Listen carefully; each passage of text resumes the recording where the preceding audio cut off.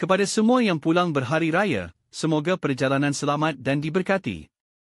Ingatlah untuk memandu dengan cermat, elakkan terburu-buru, patuhi peraturan jalan raya. Pastikan kenderaan dalam keadaan baik sebelum perjalanan dan berhenti berehat jika letih.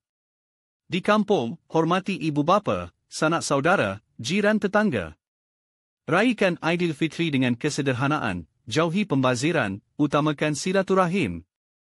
Gunakan kesempatan ini untuk memohon maaf dan mengeratkan hubungan keluarga. Jangan lupa menunaikan solat dan bersyukur atas nikmat dikurniakan. Berhati-hatilah dengan perbelanjaan dan elakkan hutang tidak perlu.